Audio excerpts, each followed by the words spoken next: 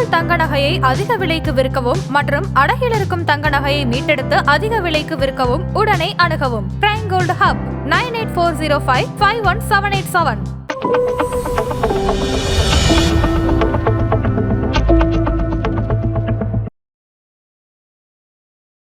யாருக்கா இருந்தாலும் நாளைக்கே கோடீஸ்வரன் நாளைக்கே மேக்ஸிமம் பணம். அதனால இந்த ஐபிஓ மோகம் ரொம்ப ரொம்ப ஜாஸ்தியாக இருக்கு.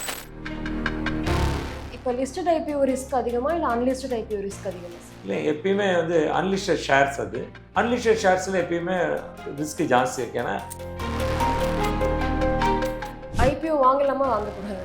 ஒரு ரெண்டு விஷயங்கள். ஐபிஓ வாங்கி நீங்கள் கோடீஸ்வரன் ஆகணும்னா ஆக முடியாது. நீங்கள் கோடீஸ்வரன் ஆகிற நேரத்தில் ஐபிஓவில் வந்தீங்கன்னா வாங்கக்கூடாது. தப்புன்னு நான் சொல்லலை, ஆனால் ஸ்டடி பண்ண வாங்கினீங்கன்னா தப்புன்னு சொல்லுவேன். பங்குச்சந்தைக்கு மெயினாக எக்ஸ்க்ளூசிவ் வந்தால் யாரெல்லாம் இன்வெஸ்ட் பண்ணணும்னா 3லேருந்து 5 வருஷம் யாரால தாக்கு பிடிக்க முடியுமோ அவங்க இன்வெஸ்ட் பண்ணணும். ஸோ எனக்கு நான் ஒரு முதலீடு பண்ணுறேன், எனக்கு ஒரு 5 வருஷத்தில் ஆவரேஜ் 12% ரிட்டர்ன் கிடைச்சா எனக்கு போதும் அப்படின்றவங்க நீங்கள் மியூச்சுவல் ஃபண்டுக்கே போயிடலாம். ஒழுங்காக இன்வெஸ்ட் பண்ணி லாங் டேர்ம் பிளான் பண்ணி ஃபினான்ஷியல் இலக்குகளை வச்சு நீங்கள் முதலீடு பண்ணிங்கன்னா ஐபிஓ இருக்கட்டும், லிஸ்டடாக இருக்கட்டும், மியூச்சுவல் ஃபண்டாக டெஃபினட்டாக உங்களுக்கு வெல்த் கிரியேட் பண்ணி கொடுத்துருக்கு. இதுதான் நம்ம பார்க்குறோம்.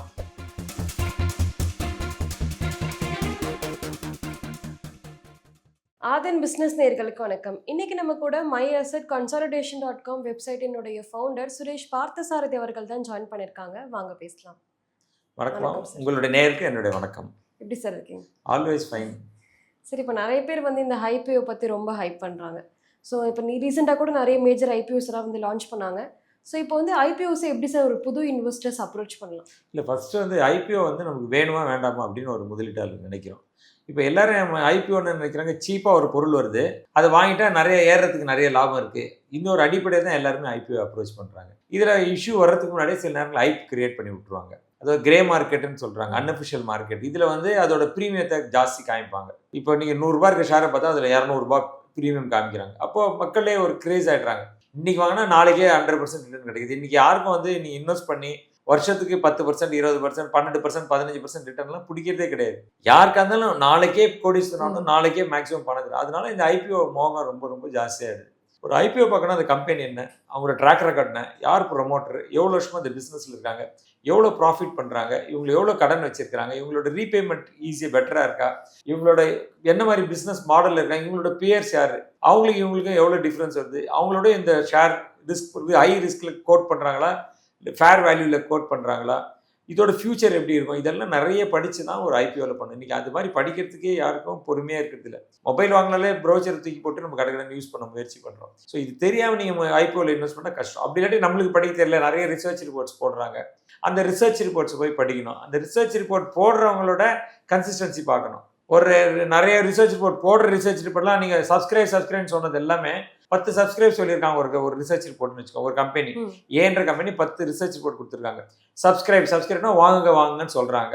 ஆனால் அதில் 9 லிஸ்டிங் ப்ரைஸோட கீழே போயிடுது. அப்படின்னா அவங்கள ட்ரஸ்டே பண்ணக்கூடாது. நம்ம ட்ரஸ்ட் பண்ணாமல் வேற அப்படின்னா அப்போ நீங்கள் யாரை ஃபாலோ பண்ணுறோம், அவங்களோட பேக்ரவுண்ட் என்ன, இது ஏதாவது வெஸ்டட் இன்ட்ரெஸ்ட் இருக்கா, இதெல்லாம் பார்த்து தான் ஐபிஓவில் வரணும். ஆனால் இப்போ இன்னைக்கு மக்கள் ஐபிஓவில் இன்வெஸ்ட் பண்ணுறாங்க, அதெல்லாம் பார்க்குறாங்களான்னு எனக்கு சந்தேகமாக தான் இருக்குது. இப்போ நிறைய ஐபிஓஸ் நிறைய ஐபிஓ லிஸ்ட் ஆகுது, சில ஐபிஓஸ் அன்லிஸ்டாக இருக்குது. ஸோ இது எப்படி சார் கண்டுபிடிக்குது? இல்லை, நிறைய சில கம்பெனிகள் பார்த்தீங்கன்னா ப்ராஃபிட்டில் போவாங்க.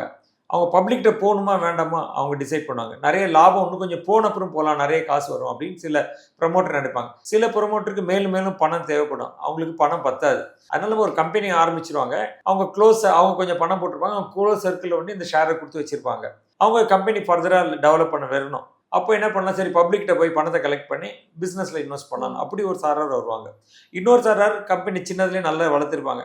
இதுலேருந்து கொஞ்சம் ப்ராஃபிட் எடுத்துக்கலாம், நம்மளும் ரொம்ப நாளாக கஷ்டப்பட்டுருக்கோம் கம்பெனி வளர்க்குறதுல, நம்ம ஷேரை எடுத்து கொஞ்சம் ப்ராஃபிட் எடுத்துக்கலான்ற. இன்னொரு சில பேர் எப்படி வருவாங்கன்னா, ஏற்கனவே கடன் இருக்கும், ஸோ இந்த கடன்லாம் அடைச்சிட்டா கம்பெனி ப்ராஃபிட்டபிலிட்டி ஆகிடும், அப்போ ஷேரை கொஞ்சம் விற்று வர பணத்தை எடுத்து கடன் அடைச்சிடலாம் அப்படின்னு வருவாங்க. சில பேர் பப்ளிக் வரது கேபிட்டல் ஃபர்தராக போட்டு கம்பெனியை ப்ரமோட் பண்ணணும். அப்போ என்ன கேட்டகரியில் இந்த ப்ரமோட்டர் ஐபிஓ வராரு, இதை முதல்ல நம்ம பார்க்கணும். நிறைய பேர் அதை பார்க்காம விட்டுடுறாங்க. இப்போ ஒருத்தர் ஏற்கனவே கடன் வாங்கியிருக்காரு, அந்த கடனை ரீபே பண்ணுறாரு அப்படின்னு வச்சுக்கோங்க. அந்த கம்பெனியோட ப்ராஃபிட் எவ்வளோ ஆகும், இன்க்ரீஸ் ஆகும். என்ன வட்டி கட்டுறாங்களோ அதுதான் இன்க்ரீஸ் ஆகும். இப்போ ஒரு கம்பெனி இருக்கு, அவர் வட்டி வருஷத்துக்கு 5 கோடி ரூபாய் வட்டி கட்டுறாரு.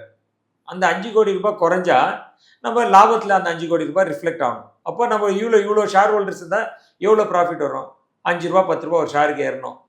இப்போ இதுதான் வேலையை செய்கிறாங்கன்னா நான் எதுக்கு அவனுக்கு போய் பணத்தை கொடுக்கணும்? அவர் கடன் அடைக்கிறாரு, அவருக்கு போய் நான் பணம் கொடுக்கணும் நெசசிட்டி கிடையாது. இல்லை அது கடன் அடைச்சா பயங்கரமான லாபம் வரும், அது எல்லாருக்கும் ஷேர் ஹோல்டர் வரும்னா நம்ம பண்ணிக்கலாம். ஸோ அந்த மாதிரி ஒரு கம்பெனியில் நான் போய் இன்வெஸ்ட் பண்ணணும் நெசசிட்டி இல்லை. ரெண்டாவது கம்பெனி இவ்வளோ வருஷமா ப்ராஃபிட்டே கிடையாது, திடீர்னு பார்த்தா லாஸ்ட் 1 இயராக பயங்கரமான ரிசல்ட் ஜாஸ்தியாக இருக்கு, ப்ராஃபிட் பயங்கரமாக இருக்குது. இந்த மாதிரி கம்பெனி நான் கொஞ்சம் சந்தேகப்பட்டு பார்க்க வேண்டியதாக இருக்கும். ஏன்னா லிஸ்ட் ஆன அப்புறம் அடுத்த குவார்டர் பார்த்தீங்கன்னா அந்த ஒரு புவராக இருக்கும். ஒரு FMCG கம்பெனி வந்தாங்க, ஒரு அந்த கம்பெனி பார்த்தீங்கன்னா ரொம்ப ஐபிஓ வரதுக்கு முன்னாடி பயங்கர ரிசல்ட் காமிச்சாங்க. ஐபிஓ வர அந்த குவார்டர் பார்த்து வந்து ஐபிஓ வந்த அப்புறம் தான் அந்த குவார்டர் பயங்கர புவர் ரிசல்ட், ஸ்டாக் ப்ரைஸ் பயங்கரமாக இறங்கிச்சு. அப்போது ஐபிஓ வரது மனசில் வச்சே அவங்க ஷேர் அந்த பர்ஃபார்மன்ஸ்லாம் பெட்டராக காமிக்கிறாங்களா, இதை நம்ம இன்னொரு குவான்டிட்டி பார்க்கணும். இன்னொரு வந்து பயங்கர பிஸ்னஸ் மாடல் இருக்குது, பணம் இல்லை ஃபர்தராக பிஸ்னஸ் போட்டு வளர்க்க போகிறாங்க அப்படின்னா அவங்களுக்கு அது ஒரு சரி சான்ஸ் இருக்குது. ஆனால் வளர்கிற மாதிரி சான்ஸ் இருக்குது. இவங்களோட காம்படிட்டர்லாம் நிறைய வளர்றாங்க இப்படின்னு பார்க்கலாம். நம்ம LIC ஆஃப் இந்தியாவே வந்தாங்க ஒரு பப்ளிக் இஷ்யூ, இன்னி வரைக்கும் அந்த பக்கத்துலேயே இருக்காங்க, வந்து இவ்வளோ வருஷம் ஆச்சு. அதில் அப்போது என்ன பண்ணுறாங்க, அதிக அளவில் விற்றுடுறாங்க. அதோட ஒரிஜினல் வேல்யூ 500 ரூபாய் தான் எலிஜிபிள்னு வச்சுக்கோங்க, இன்னும் ஒரு 700 ரூபாய்க்கு மக்களுக்கு விற்றுருது. அப்போ ஆல்ரெடி 40% ப்ரீமியத்தில் வராங்க, மார்க்கெட்டில் ரூபாய் 40% ப்ரீமியம் வரும். அப்போ நான் எங்கேருந்து பணம் பண்ணுறது? அப்போது எந்த IPO வந்தாலும் நம்ம இங்கே ஆங்கிலத்தில் சொல்லுவோம் டேபிளில் எவ்வளோ பணம் இருக்குது அப்படின்னு கேட்பாங்க. ஸோ அது மாதிரி பணம் டேபிளில் விட்டுருக்காங்க, எல்லாம் ப்ரமோட்டர் எடுத்துன்னு போகிறாங்களா? எல்லாமே ப்ரமோட்டர் எடுத்துன்னு போகிற கம்பெனிலாம் அவாய்டே பண்ணிடலாம். On the table is something is available for investor, அதை நம்ம போய் கிராப் பண்ணி எடுக்கலாம். ஸோ இதை நம்ம ஃபஸ்ட்டு அந்த IPO வந்தாலே இந்த லாஜிக் வச்சு பார்க்கணும். ரொம்ப ஹை ப்ரீமியத்தில் வந்து ப்ரமோட்டர் நிறைய சாப்பிட ட்ரை பண்ணுறாங்களா, இல்லை ப்ரமோட்டர் ஷேர் ஹோல்டருக்கும் கொடுத்து அவங்களும் வளரணும்னு ஆசைப்படுறாங்களா, இதை நம்ம கண்டுபிடிச்சி அந்த IPO உள்ளே போகிறது பெட்டரான விஷயம். இப்போ லிஸ்டட் IPO ரிஸ்க் அதிகமா இல்லை அன்லிஸ்டட் IPO ரிஸ்க் அதிகமா சார்? இல்லை, எப்பயுமே வந்து அன்லிஸ்டட் ஷேர்ஸ், அது அன்லிஸ்டட் ஷேர்ஸில் எப்பயுமே ரிஸ்க் ஜாஸ்தி இருக்குது. ஏன்னா அங்கே வந்து ஸ்பெகுலேஷன் இருக்குது. எல்லாருக்கும் வந்து இந்த கம்பெனியை பற்றி ஒரு வந்தால் பெருசாக வந்துருமா நினச்சிட்டு இருக்காங்க. ஆனால் சில நேரங்கள் வராது. சின்ன எக்ஸாம்பிள் ரீசெண்டாக வந்து HDB ஃபினான்ஷியல் சர்வீசஸ் அந்த அன்லிஸ்டட் ஸ்பேஸில் வந்து 1500 1600 ரூபாய்க்குலாம் ட்ரேட் ஆயிடுச்சு. திடீர்னு ரிசர்வ் பேங்க் ஆஃப் வந்து வேல்யூவேஷன்ஸை மாற்றுங்கன்னு சொல்லி அந்த IPOக்கு முன்னாடி ஏதோ சொல்லி வேல்யூவேஷன் ஸ்ட்ரக்சரை மாற்றிட்டு குறைச்சிருக்கன்றாங்க. அவங்க அப்படி வேல்யூவேஷன் வரதுக்கு முன்னாடி பார்க்கறதுக்கு முன்னாடி 1200 வரும்னு சொல்லிட்டு இருந்தாங்க.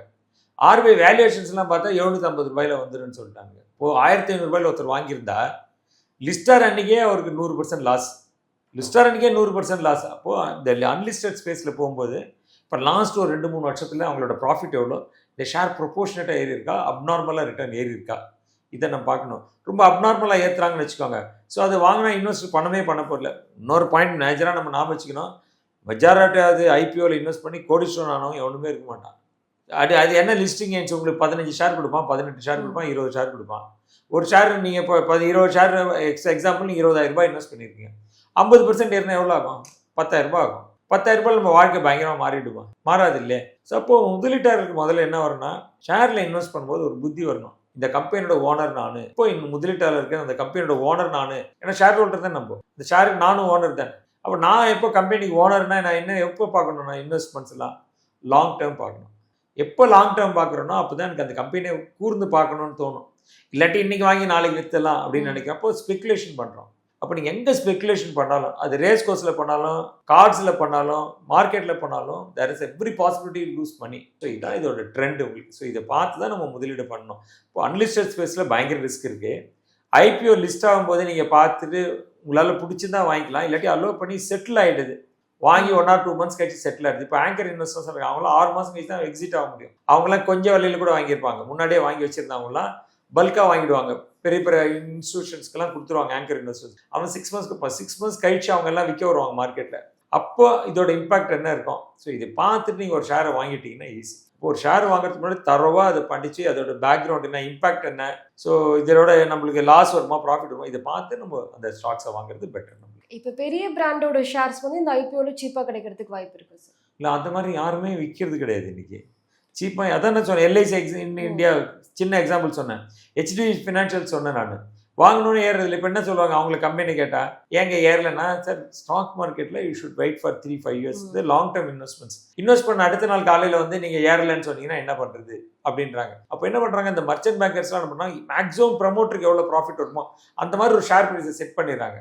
அப்போ லிஸ்டிங் கெயின்ஸ் நிறைய வருதுன்னா, பட் லாஸ்ட் ஒரு 1 இயரா லிஸ்டிங் கெயின்ஸ் பார்த்தீங்கன்னா நிறைய ஸ்டாக்ஸ் லிஸ்டிங் கெயின் வந்திருக்கு. ஆனால் 1 இயர் கழிச்சு அதோட ப்ரைஸ் என்ன இருக்கு பார்த்தீங்கன்னா அவ்வளோ பெருசாக இருக்காது. வாங்கி நான் அந்த லிஸ்டிங் கெயின் வந்து அதோட விற்றுனோம், இல்லை வாங்கி கொஞ்ச நாள் கழிச்சு விற்றுனோம். இப்போ இந்த அட்கோன்னு ஒரு கம்பெனி வந்தது, லிஸ்டிங் வந்த அப்புறம் பார்த்தீங்கன்னா அந்த லிஸ்டிங் அப்புறம் பயங்கரமாக இறங்கிடுச்சு. ரொம்ப வருஷம் கழிச்சு இப்போ பார்த்தீங்கன்னா அந்த ஷேர் வந்து 4 டைம்ஸ் ஏறிருக்கு. லிஸ்ட் வந்து ஒரு 5 இயர்ஸ் இருக்கும்னு நினைக்கிறேன், 4-5 இயர்ஸ் இருக்கும். அந்த அட்கோ வந்து வரும்போது 60 ரூபாய் எதிரே வந்தாங்க. வந்த கொஞ்ச நாளைக்குலாம் 60 ரூபாய்னு ரொம்ப இறங்கி போச்சு அந்த ஸ்டாக். இப்போ இந்த கோவிட் போது பப்ளிக் செக்டர்லாம் ஏறினதுல இந்த அட்கோவும் ஏறிடுச்சு. அப்போ யாரோ ஒரு பொறுமையாக ஒருத்தர் வெயிட் பண்ணியிருந்தான்னு வச்சுக்கோங்க, இந்த ஒரு 5-6 வருஷம் வெயிட் பண்ணியிருந்தாருன்னா கிட்டத்தட்ட ஒரு 400% ஏறி. 400% எப்படி புரிஞ்சுக்கணும்? 400 பெருசானா நீங்கள் இப்போ பேங்க்கில் போகிறீங்க, ஸ்டேட் பேங்க் ஆஃப் இந்தியாவில் போகிறீங்க, டெபாசிட் போகிறீங்க, 7% கொடுப்பான். 400 எடுக்குன்னா எத்தனை வருஷம் ஆகும்? 20-30 வருஷம் ஆகும் 400% ரிட்டர்ன். ஸோ இதுதான் இந்த பங்கு சந்தையோட. நீங்கள் ஒரு ஓடி போய் வாங்காமல் யாராவது இறங்கின அப்புறம் வாங்கியிருந்தாங்கன்னு வச்சுக்கோங்க. அட்கோ லிஸ்ட் ஆகி ரொம்ப இறங்கி போச்சு, 20-30 ரூபாய் இறங்கிடுச்சு. அவன்லாம் பார்த்தா இன்னைக்கு கிட்டத்தட்ட வந்து ஒரு 500-600% ப்ராஃபிட்டில் உட்காந்துட்டு. இதுதான் பங்கு சந்தை. இன்வெஸ்ட் பண்ணுறதுக்கு முன்னாடி சரியா இல்லைன்னா அலோ பண்ணி செட்டில் ஆன அப்புறம் நம்ம ஸ்டடி பண்ணிட்டு நம்ம அப்புறம் கூட வாங்கிக்கலாம். ஐபிஓ வாங்கலாமா வாங்கக்கூடாது சார்? ஒரு 2 விஷயங்கள். ஐபிஓ வாங்கி நீங்கள் கோடீஸ்வரன் ஆகணும்னா ஆக முடியாது. நீங்கள் கோடீஸ்வரன் ஆகிற நேரத்தில் ஐபிஓவில் வந்தீங்கன்னா வாங்கக்கூடாது. ஆனால் எனக்கு லாங் டேர்மில் வாங்கணும், நான் ட்ரை பண்ணுறேன், சீப்பான ப்ரைஸில் கிடைக்குது. ஃபார் எக்ஸாம்பிள் நல்ல ஸ்டாக்கு லிஸ்டிங்லேயே நான் வாங்கினா கொஞ்சம் 10-20% கிடைக்கும், ஆனால் முன்னாடி வாங்கினா எனக்கு 10-20% லாபம் கிடைக்கும் அப்படின்னா நம்ம போய் வாங்குறோம். அதனால தப்பு கிடையாது. ஐபிஓ தப்புன்னு நான் சொல்லலை, ஆனால் ஸ்டடி பண்ணால் வாங்கினீங்கன்னா தப்புன்னு சொல்லுவேன். இப்போ வந்து ரீசெண்டாக வரப்போகிற ஐபிஓஸ்ல என்ன சார் இருக்கு? இல்லை, இப்போ நீங்கள் இப்போ மேஜராக நெக்ஸ்ட் இயர் வரப்போது இந்த ரிலையன்ஸ் ஜியோ ஒன்று வராங்க, ஸ்டேட் பேங்க் ஆஃப் இந்தியா மியூச்சுவல் ஃபண்ட் ஒன்று வராங்க, அப்புறம் ஃபோன்பே இந்த டிஜிட்டல் வேலெட் ஆளுங்க அவங்க வராங்க, அப்புறம் வந்து நெக்ஸ்ட் இயர் ஓஓஏ அந்த ஹோட்டல் கம்பெனிக்காரங்க அவங்க வராங்க. அது மாதிரி ஒரு கொஞ்சம் இஷ்யூஸ் வந்துட்டே இருக்காங்க, கொஞ்சம் நிறைய இஷ்யூஸ் வராங்க. பட் அதான் சொல்கிறேன், நீங்கள் இதை பார்த்து ரொம்ப கிரேஸ் ஆகி போய் வாங்கினீங்கன்னா ஒன்றும் ஒர்க் அவுட் ஆகாது. பெரிய இஷ்யூ நிறைய வந்துட்டே இருக்காங்க. ஏன்னா இப்போ மார்க்கெட்டு ஈக்விட்டி மார்க்கெட்டோட கிரேஸ் ரொம்ப இன்க்ரீஸ் ஆகிடுச்சு. கோவிடுக்கு முன்னாடி பார்த்தீங்கன்னா மொத்தமாகவே டிமேட் அக்கௌண்ட்டு 3-4 கோடி தான் இருந்தது. இன்னைக்கு கிட்டத்தட்ட 21 கோடி டிமேட் அக்கௌண்ட் இருக்குது. அப்போது 17 கோடி மக்கள் நம்ம எதாவது பணம் சம்பாதிக்கணும் அப்படின்னு ஒரு ஆசையில் பங்கு சந்தைக்கு வந்துட்டாங்க. இப்போ இவங்களுக்கெல்லாம் எதாவது வேணும் இல்லை, அப்பப்போ நீங்கள் இந்த மாதிரி ஐபிஓ வந்ததுன்னு அவங்க பண்ண முடியும். அதனால் நிறைய பேர் ஐபிஓ வர்றதுக்கு தயாராக இருப்பாங்க. பட் சில பேர் குட் ஐடியாஸோடு வருவாங்க. இப்போ ரீசெண்டாக கூட ஒரு கண்ணாடி கம்பெனி வந்தாங்க, பயங்கர ஹைப்பில் இருந்தது. அன்றைக்கி வந்தபோது 400-402 ரூபாயில் வந்திருந்தாங்க. நடுவில் லோ பார்த்தீங்கன்னா 350-355 360 ரூபாய்க்கு லோ இருந்தாங்க. இன்றைக்கி பார்த்தீங்கன்னா 406-407 ரூபாயில் இருக்குது. அப்போ என்ன பண்ணுவீங்க? நீங்கள் ஐபிஓவில் வாங்காமல் வெயிட் பண்ணி லிஸ்ட் ஆனப்புறம் வாங்கிட்டா கூட நீங்கள் ஒரு 10-20 ரூபா 30 ரூபாயில் கம்மியில் வாங்கியிருக்கலாம். தட் மீன்ஸ் ஒரு 10% நீங்கள் ஆல்ரெடி ப்ராஃபிட்டில் இருக்கீங்க. லிஸ்டிங் பண்ண அப்புறம் வாங்கி இறங்கினத்தில் வாங்கினா நீங்கள் ஆல்ரெடி ஒரு 10% ப்ராஃபிட்டில். இப்படி தான் சொல்கிறேன். எந்த ஒரு பொருளும் இப்போ நீங்கள் சோஷியல் மீடியா இருக்கலாம், எதை வேணும் யார் வேணும் ஹைப் பண்ணலாம். லெஸ் நீங்கள் பேலன்ஸ் ஷீட் படிக்காமல் நீங்கள் இன்வெஸ்ட் பண்ணிங்கன்னா எப்பயுமே மாட்டிக்கிறதுக்கான சாத்தியம் இருக்குது. ஐபிஓஸ் பற்றி நிறைய விஷயங்களை சொன்னீங்க, ரொம்பவே நன்றி. நன்றிப்பா, உங்களுக்கும் என்னுடைய நன்றி.